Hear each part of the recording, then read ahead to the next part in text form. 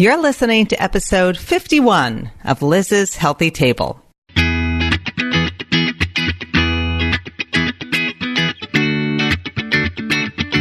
Looking for a healthy new way to feed your family without the hassle and hype? Welcome to Liz's Healthy Table, where your host, registered dietitian nutritionist Liz Weiss, serves up fresh and flavorful recipes with a tasty side of science, good nutrition, and fun. Are you and your family ready for some wholesome food that tastes great too? Don't change that dial. Your food adventure starts here. Welcome to the podcast, everyone. Today's show is all about foods that confuse. Is soy good for my family, or is it bad? What about coconut oil, coffee and caffeine, chocolate and kombucha? Should I add them to my shopping cart when I'm at the supermarket, or just keep on walking? My guest on the show today is Mary Purdy. Mary is a fellow registered dietitian and a podcaster. She lives in Seattle, and she co-hosts a podcast called Mary's Nutrition Show with her husband. They're really funny. I've been on the show. I hope you'll check it out. And she is a coach and a clinical education lead for a company called Arivale. And at Arivale, she provides counseling to her clients. She uses personalized genetic data. She uses functional labs and a food as medicine approach.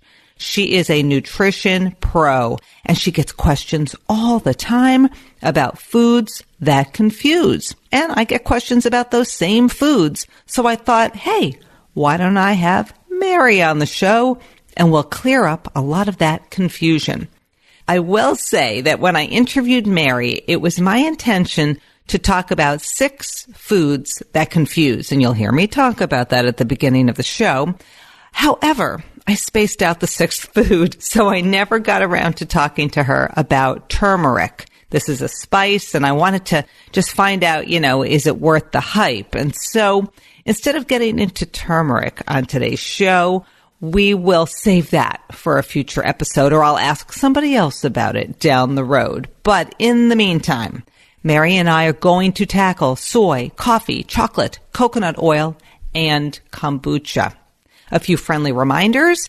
Mary is giving away a copy of her personal memoir, Serving the Broccoli Gods, True Tales and Tips from a Nutritionist on a Quest. And it's a hilarious book, so I hope you'll enter to win. It is a U.S.-only giveaway this week, and you can enter by heading over to lizshealthytable.com/podcast. Check out the show notes from episode 51. That is where you can enter for a chance to win. And by the way, when you're on my website, I have 50 other episodes, so please go back in time. If you haven't listened to the show thus far, there is a show for everyone at Liz's Healthy Table. Liz's Healthy Table is brought to you by my friends at superhealthykids.com, your one-stop shop for recipes, meal plans, cooking videos, and tips for feeding kids of all ages. My show's also brought to you by the Parents on Demand Network. This is an app. You can download it to your phone. It's filled with parenting podcasts covering everything from nutrition and feeding kids to pregnancy and raising toddlers. Check out the app and the lineup of shows over at parentsondemand.com. So, if you're confused about soy, caffeine, coconut oil, kombucha, and chocolate, or you're just hungry for solid nutrition advice for you and your family, this is the show for you. Hey, Mary, welcome to the podcast. Why, thank you, Liz. It's so lovely to be here. I just did this survey of my community, and I have so many questions that came in, and I addressed them a few weeks ago on my podcast, but I still have a few lingering questions. So you're in the hot seat today, okay? Ouch, ouch. It hurts. But it feels good, too. It's like a massage that's a painful one, but it's a good pain. Yeah, it's good for the brain. Yeah, you can handle this challenge. But before we dig into some questions, which I kind of teased at the top of the podcast, I was hoping you could tell everybody a little bit more about yourself. I know you were an actress in a former life. I'm dying to hear about that. So give everybody the backstory on Mary Purdy.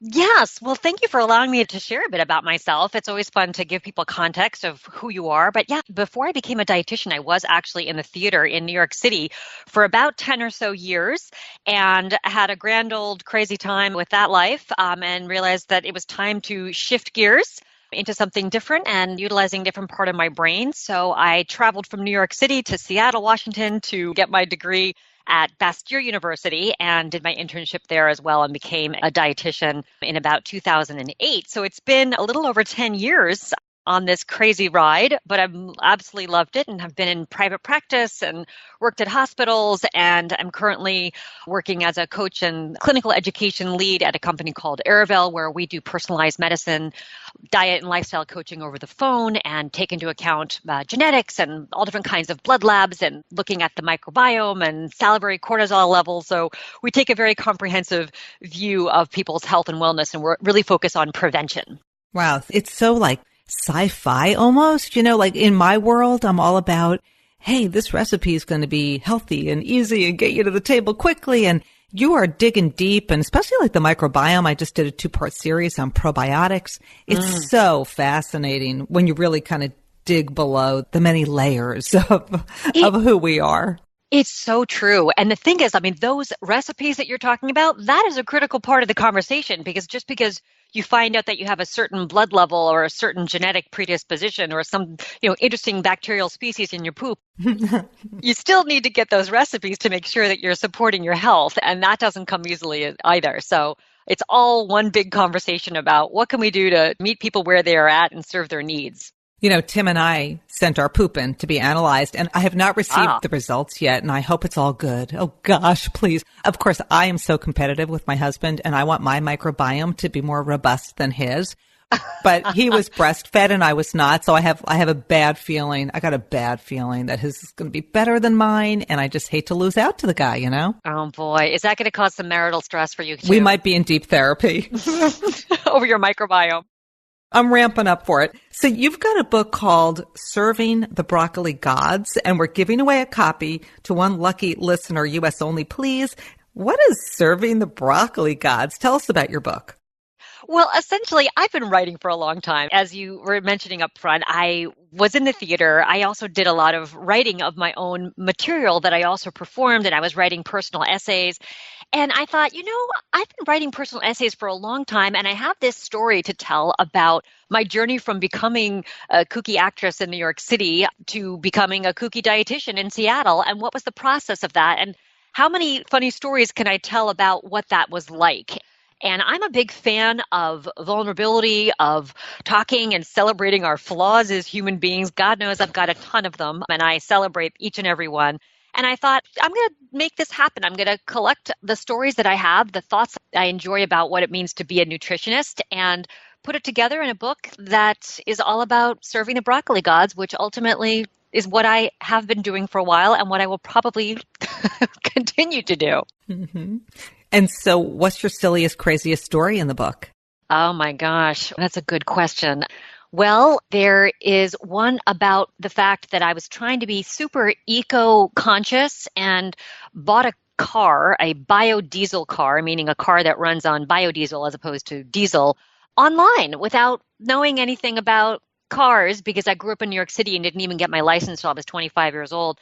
And it was a stick shift, and I had absolutely no idea what a stick shift even was. I just bought it sight unseen and didn't realize that I had bought a stick shift. So the story was about how I navigated the incredible hills of Seattle by myself, trying to drive for the first time, with my desire to save the world one less gallon of fuel at a time, and the mayhem that ensued. And just count your blessings that you did not live in San Francisco. Could you imagine? Oh my gosh, it's just shy. I'd say, if San Francisco is 90 degrees, I would say Seattle's about 80. So it's not that far off. So I had some pretty scary backsliding moments, which I bet you put me did.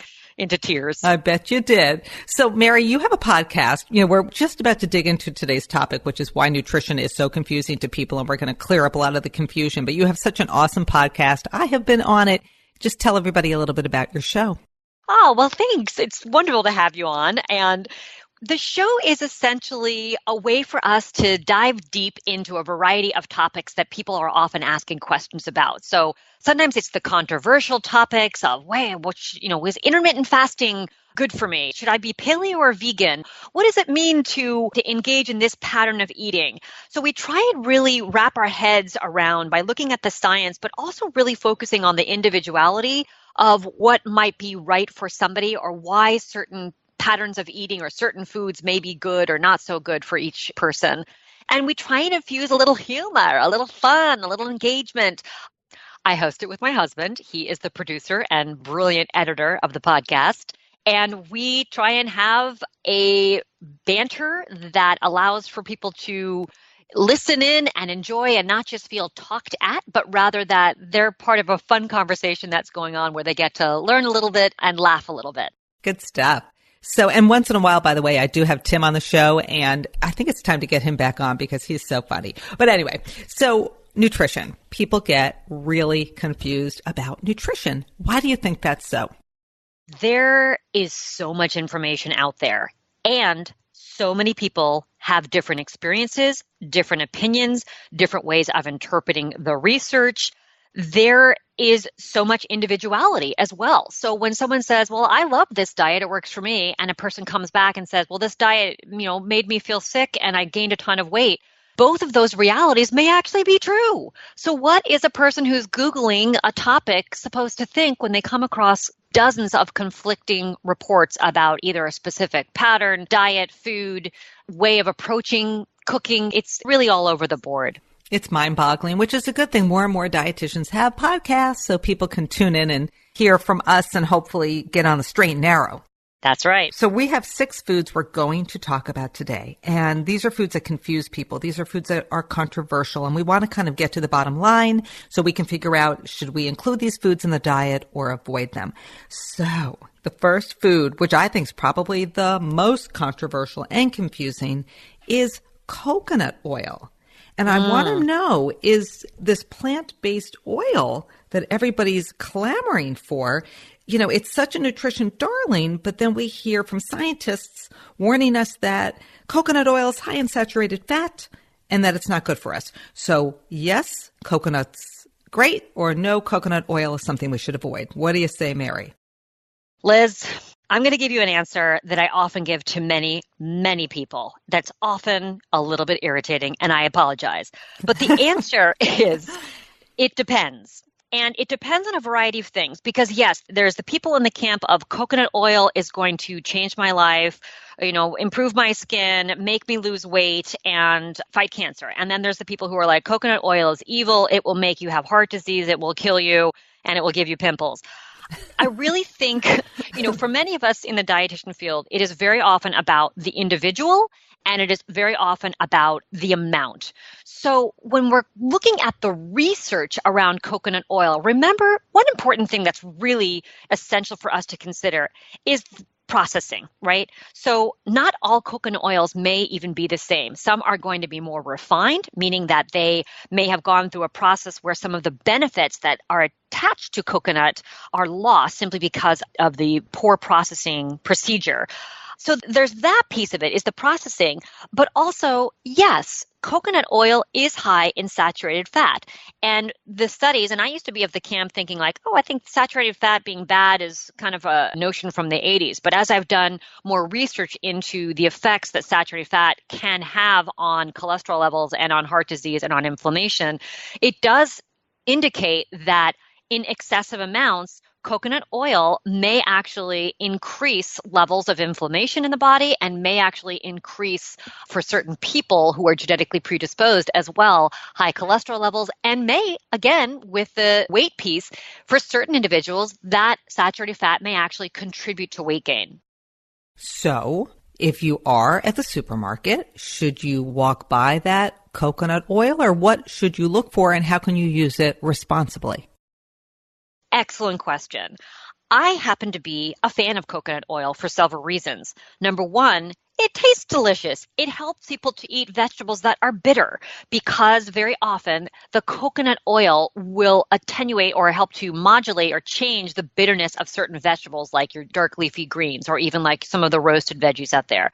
The idea is to have it in small amounts. So 1 tablespoon of coconut oil is going to give you about 16 grams of fat, around 12 of which are saturated fat. For some people, that is the daily dosage that you should be having and sticking to. For others, it may be less. But I would say, or it may be more. It just is so dependent. But I would say, a little bit can go a long way. And so there are some benefits to be had from the coconut. Coconut in its whole form is going to be always more beneficial than coconut in its oil form because you're missing out on some of the proteins, some of the healthy carbohydrates, some of the other components that are found in the coconut in its more whole form, in the meat or in the milk. So a little bit of oil, I think, can be a nice addition to the meal. It's just about being mindful around how much you're having and also taking note of how it affects you personally. Each person's going to be different. So if you're buying coconut oil, should you go for the virgin versus the refined?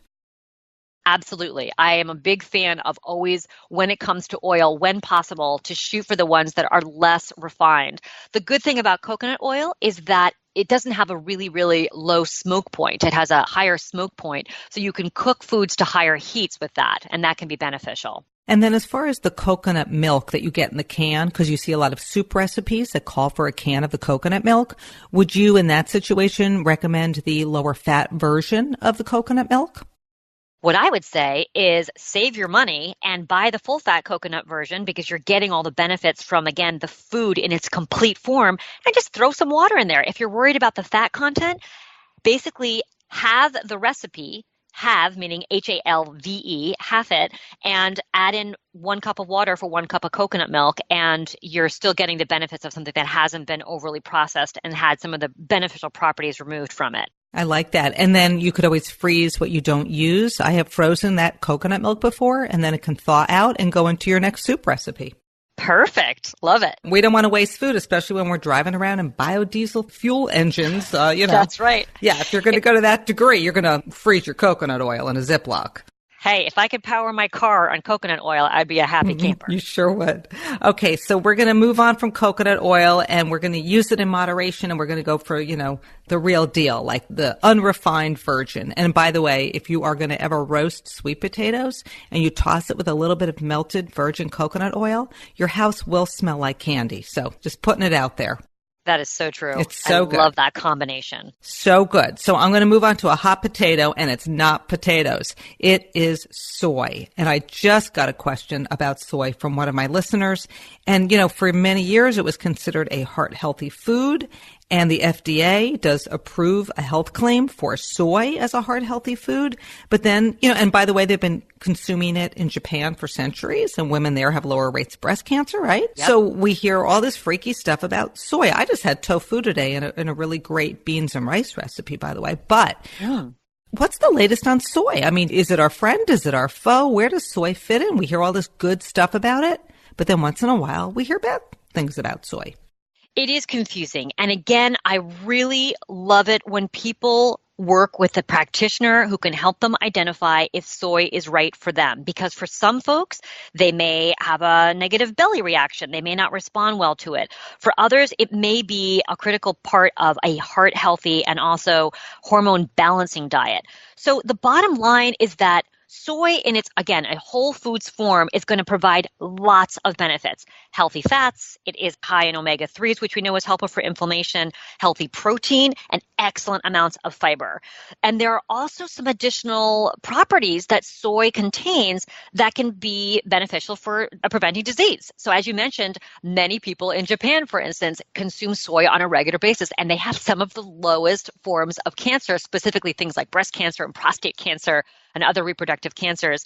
And when people from Japan move to the United States and adopt some of the different dietary patterns that we have here, we see the levels of cancer rise in those populations. So we know there are protective properties, specifically these compounds called isoflavones or isoflavones, however you'd like to say it. They have been shown to be very, very beneficial for preventing cancer specifically. So when we're talking soy, we're talking tofu, we're talking edamame, we're talking soy milk. So are those all like the whole soy versus like when you get a granola bar and you see this like soy isolates in the ingredient list? So is the whole soy, again, that tofu, the edamame, that soy milk? That's exactly right. So the soy protein isolates are exactly that. They are isolated compounds, meaning that you're missing the fiber, you're missing some of the fat, you're just getting the isolated protein. So you're missing out on some of the very beneficial properties that I just mentioned. Anytime any food has been processed, you are dampening the positive effects of some of the compounds that are found naturally in the least processed form of that food. And I'm going to throw another one in there that doesn't get enough attention, and that's tempeh, which is fermented soybeans made into a lovely little patty. And we know that for some people, fermentation actually helps with breaking down those foods and makes them more digestible. So tempeh is a really nice one to include as well. But yes, the edamame, the tofu you mentioned, you had a nice tofu bowl. For some, soy milk can be beneficial. And again, I think it's about the amount and the form in which you are getting it, and also what you're hoping to get from it. It can be a great, great source of these things called phytoestrogens, which are those isoflavones, which have been shown, again, as I mentioned before, to be helpful for prevention of cancer, but also can help with things like bone density. And they also can help for some people who are suffering from hot flashes. There's some small amount of research to show that those phytoestrogens can actually be beneficial. They act as weak estrogens, meaning that they aren't as powerful as natural estrogen that our bodies actually make, but they can help provide some of the same benefits that estrogen naturally provides. So if you're a mom and you see a recipe that has tofu in it, for example, or a smoothie recipe that calls for soy milk, you're going to say, go for it. This is a healthy part of a diet. I would, and I would just be mindful of additional ingredients that are often added. I mean, soy milk can be loaded with extra sugar. So I'm a big fan of getting organic soy milk that is unsweetened. If you need a little bit of extra sweetness to it, you can add a little bit of maple syrup or honey or stevia, or if you like, a little bit of sugar if you need it. But very often you can get a chunk of extra sweetness with soy milk. So look for brands that don't add that extra amount in there. It's usually not necessary. Right. The vanilla, the chocolate milk, suddenly they're adding all sorts of things to it. And, one of the things you could do too, like if you're using soy milk in a smoothie and you're adding a banana, you're adding some fresh fruit, all of a sudden you've got that natural sweetness. So you could start with the plain and then you could kind of build on it with the fresh fruit or frozen fruit. Love that. Yeah. Always start with the plain because you can always make it sweeter, but you can't take away the sweet once you've made it sweet already. I love that. And, that reminds me of my chocolate pumpkin whoopie pie recipe, which I made with a group of kids yesterday through a program here in Lexington called Kids Cooking Green. And it was so cool, Mary, because this is a healthier version of whoopie pies, because let's face it, it's not the healthiest recipe. And I cut back on the sugar in the little cookie part, and I cut back on the sugar in the cream cheese filling. And when I made the filling with the kids, we added half the amount of sugar in the recipe. I had them taste it, and they said, it's fine. We don't need to add more sugar. So I actually went back into my recipe on the blog, and I changed the recipe and I cut the sugar because the kids said to me, it's sweet enough as it is. Right. And kids think it's sweet. It's definitely sweet enough. It was sweet enough. I mean, this is like the best taste tester. So yeah, we need to cut back on sugar. All right. Food number 3 is a food, an ingredient, a beverage that I cannot start my day without it. And when I say it is my favorite part of the day, that would be my cup of coffee that is indeed caffeinated. I must have my coffee. I actually get migraines, and I started drinking coffee years ago as a way to prevent migraines, and it makes a huge difference. My 1 cup, that's all I need. So caffeine, what's the scoop? Is it good? Is it bad? Can we add it to the diet, or are we going to get in trouble when, we're on our 3rd Red Bull of the day? How does caffeine fit into this health story? Oh, Liz, you might get irritated again because I think I'm going to come up with my age-old response, which is it depends. So I'm in Seattle where coffee is kind of like water, and don't mess with their coffee habits because you can start a fight with that. But it is really essential to know specifically how does coffee or caffeine, however you're consuming it, because it's in tea, it's in beverages, it's in chocolate, how does caffeine affect you personally, right? That's the question that we need to ask people, because there are studies and there are indicators that caffeine can have a very negative effect on people in certain ways. It can increase blood pressure for certain people. It can have an impact on people's sleep and cause insomnia. It can increase anxiety for certain people. And again, that may be a genetic piece, that may be about the amount that they're consuming. But for other people, it is this antidote to, as you mentioned, your migraines. It has been shown for some people improve their athletic performance. For others, it's this wonderful part of the day that allows them to engage in a warm beverage that for some people find makes them feel more alert, makes them feel more alive. So what is that level at which each individual can consume enough caffeine that they feel like it works for their body and doesn't go beyond a threshold from which they either can't recover or where they feel like it actually takes them to a negative zone? So for me, if I have a cup of coffee in the afternoon, I'm not going to sleep at night. If I have that 1 cup in the morning and that's my limit, I'm fine. But I see kids, when I was in college, I never drank coffee. Now all the college kids drink coffee. I see high school kids drinking coffee. I remember going to, this is sort of random, but I went to the Toyota dealership a few years ago to have my car serviced. And the guy that I was kind of dealing with, like the service manager, he was drinking Red Bulls. And I'm like, what are you drinking, Red Bull? He's like, oh, I'm addicted to it. I have like 10 a day. I'm like, what? So there is this point of like, oh my goodness, you're almost like addicted to it. And I do get worried about kids who I see drinking, these giant coffees, and they're like high school kids.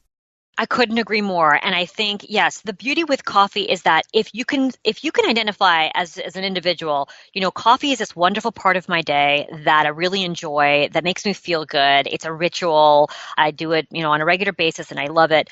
That's great. If you are surviving on coffee to get you through the day, get you through your job, to ensure that you have enough energy to survive, that may be something for people to look at, right? So, this is going to be, it's sometimes maybe a heart-to-heart that you have with yourself about your own coffee consumption. Because yes, especially for kids, their bodies are still developing, their brains are still developing, and to be overloading themselves with something that they ultimately have to detoxify and that can increase heart rate and we know can have a really big impact on their nervous system. Kids are nervous enough already. There's so many pressures on them, so much anxiety, such poor sleep. So I think it is really about figuring out what is the right amount for certain people and how you find that balance for yourself. Right, right. So really, all these foods we're talking about, it's starting to feel more and more personalized, which of course is your forte, your expertise. And some of it's intuition. How do you feel when you're consuming that? It's true. And I think if you sat down with that guy who had the Red Bull and you really talk with him about his life, like what's your stress level? What's keeping you going? Are you eating other foods that are giving you energy?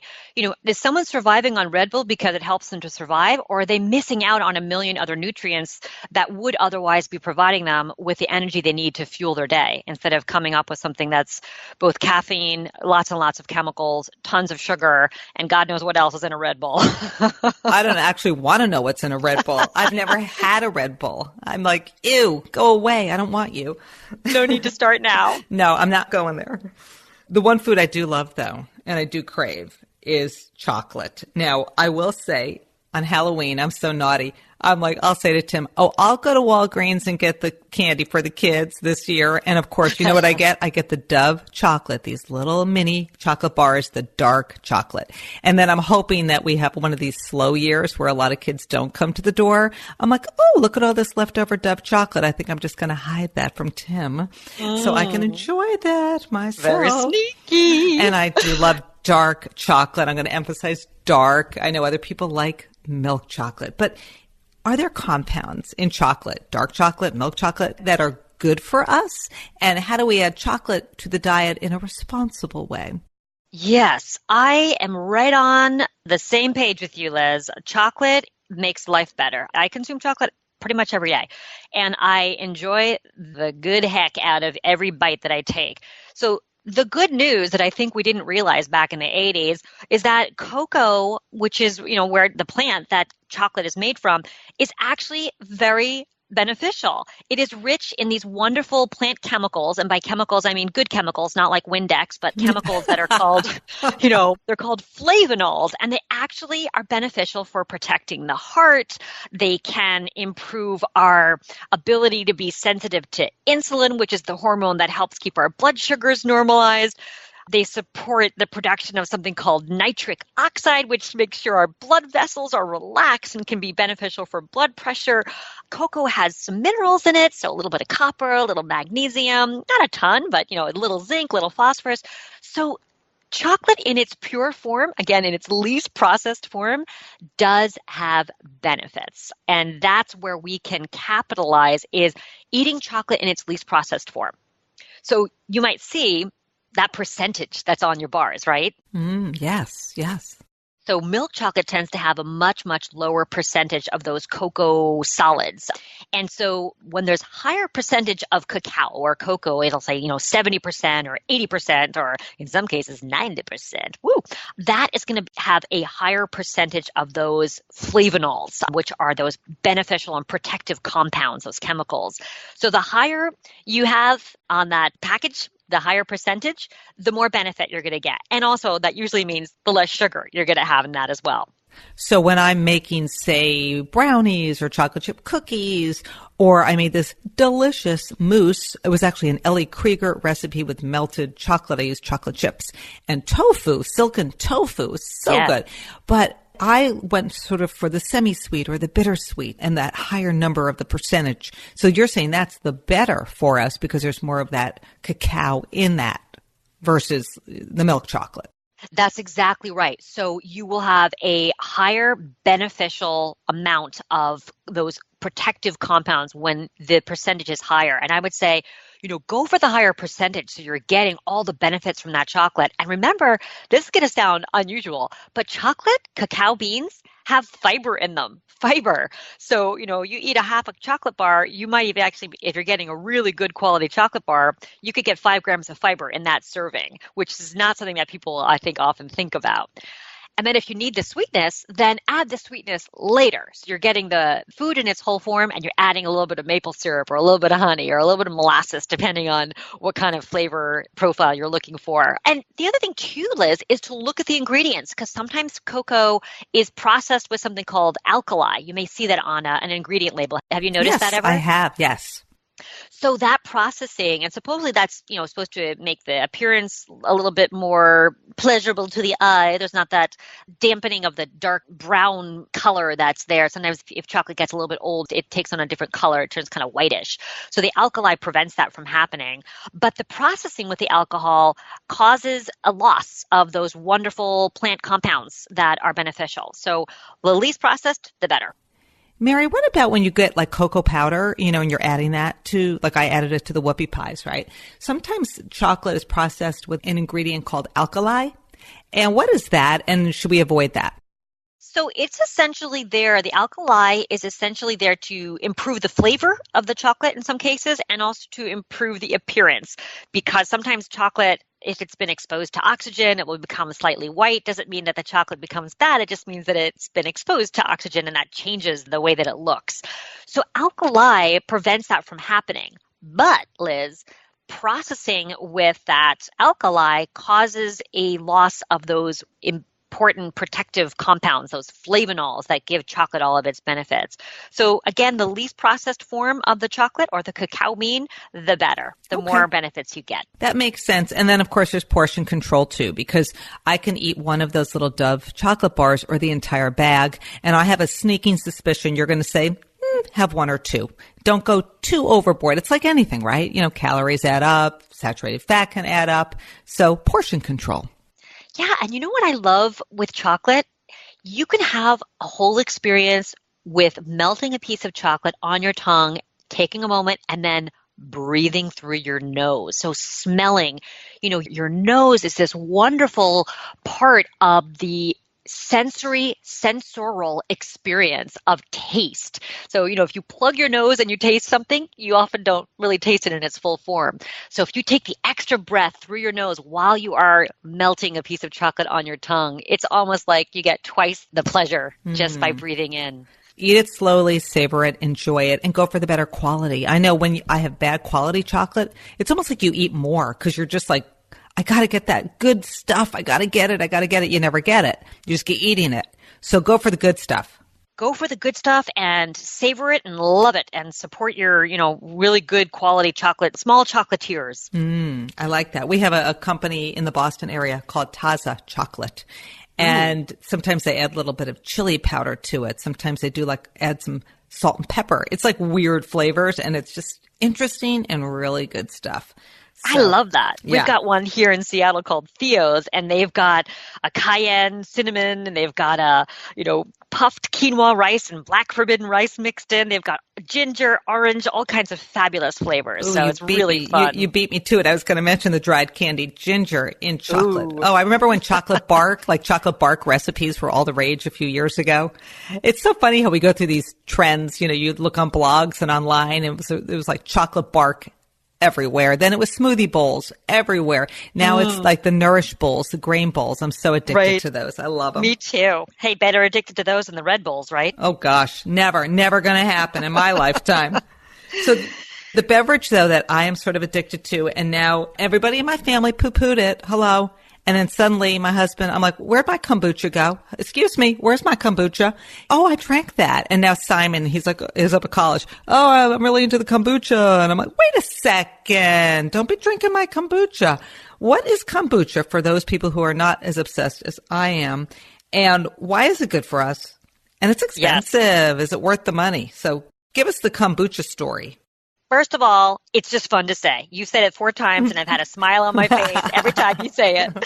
But kombucha is essentially a fermented beverage, and it's fermenting tea, usually, although some people are doing different things with it. But usually, traditionally, it's fermenting tea and using sugar. And then there's some bacteria and yeasts, and these guys basically are consuming the sugar, and they're forming what's known as a tea fungus, which doesn't sound very pleasurable to say. The word fungus doesn't connote a lot of positive imagery, but so we'll just keep on calling it kombucha.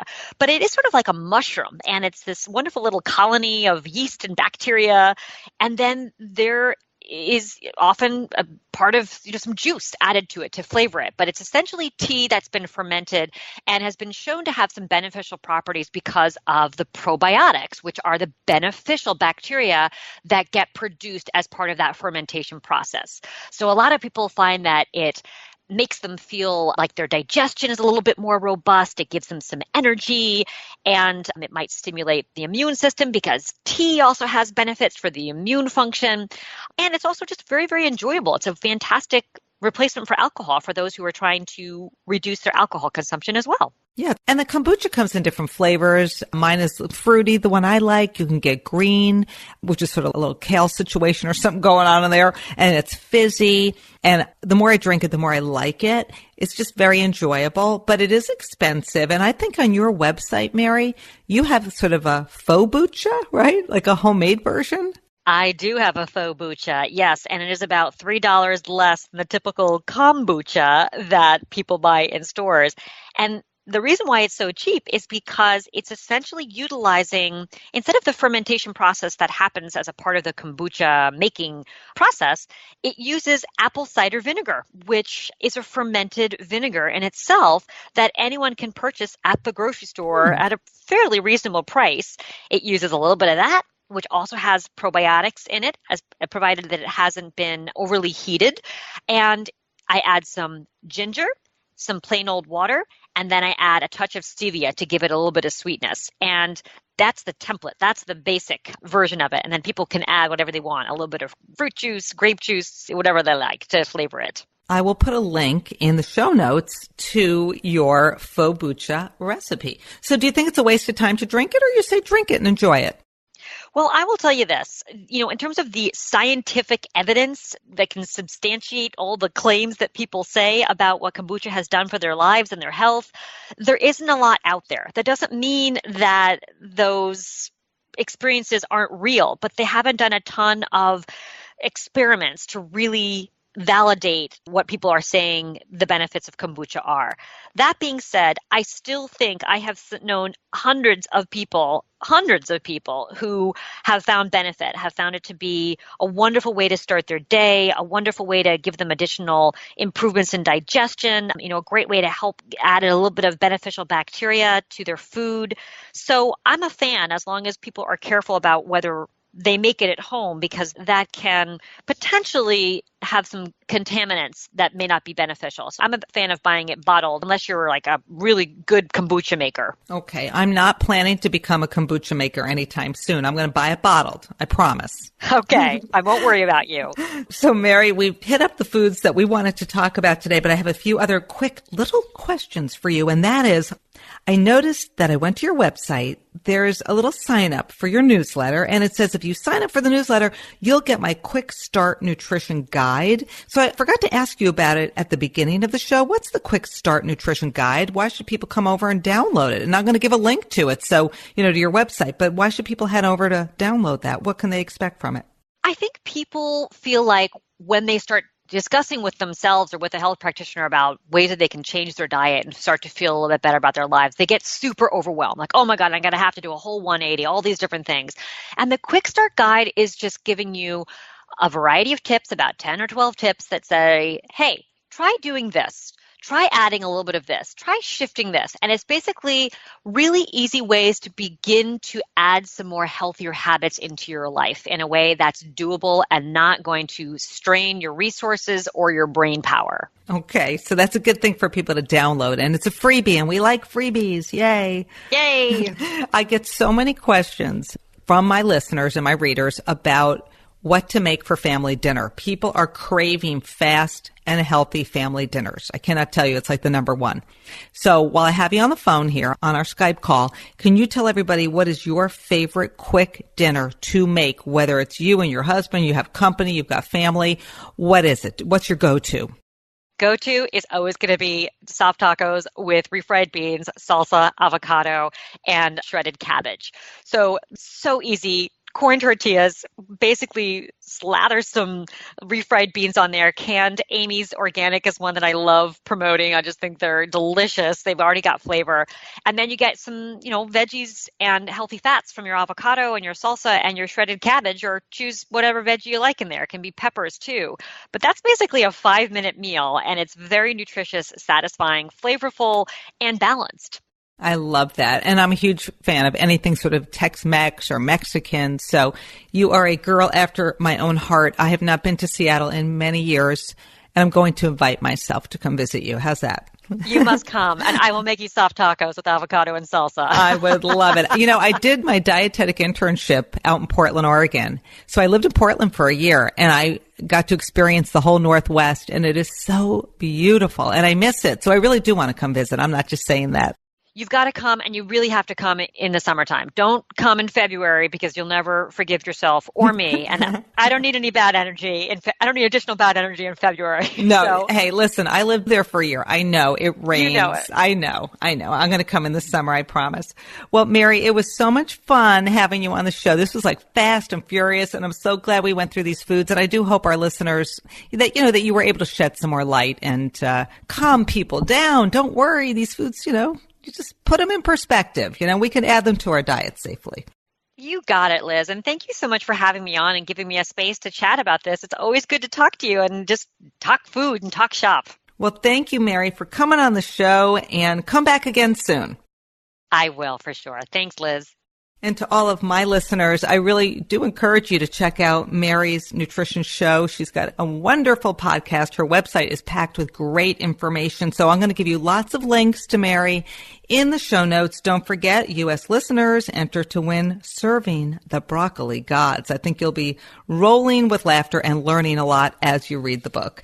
If you love the show, post a review on iTunes or Stitcher or wherever you get your podcasts. And until next time, thanks for listening to Liz's Healthy Table.